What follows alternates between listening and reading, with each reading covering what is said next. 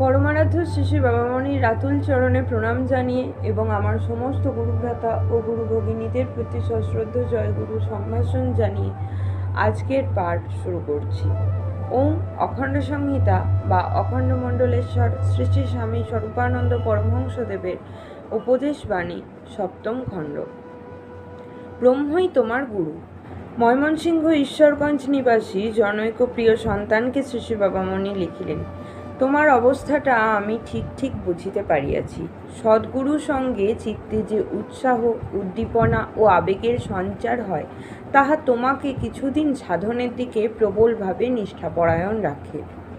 কিন্তু বাবা, সদ্গুরুও একটা মানব শরীরই মাত্র নহেন যে এই শরীরটা হইতে দূরে গেলেই তুমি সকল উৎসাহ উদ্দীপনার আকর শ্রী শ্রী সদ্গুরু হইতে বিচ্ছিন্ন হইয়া গেলে। তিনি অসীম কৃপাপরবশ হইয়া যে নাম দিয়াছেন, সেই নামের মধ্যেই তাঁর অনন্ত অক্ষয় ব্রহ্মাণ্ডব্যাপী মহাবপু লইয়া তিনি বিরাজমান রহিয়াছেন।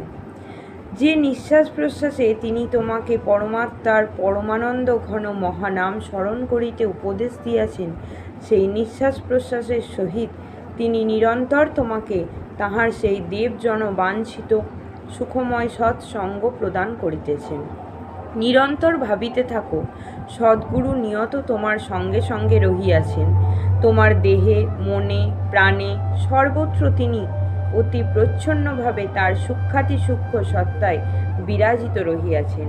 নিরন্তর ধ্যান করিতে থাকো, তাকে ছাড়িয়া কোথাও যাওয়া যায় না। তিনি কখনো আশ্রিত সেবককে নিমেষের তরে পরিহার করেন না।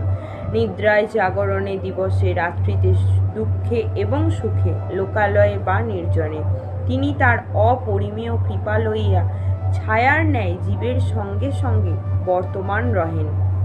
অপরের পক্ষে যাহাই হোক, তোমার পক্ষে সাধনের উদ্দীপনা চিরস্থায়ী করিবার জন্য এক মনে এক প্রাণে এইরূপ ধ্যান ও অনুচিন্তন আবশ্যকীয় জানিবে।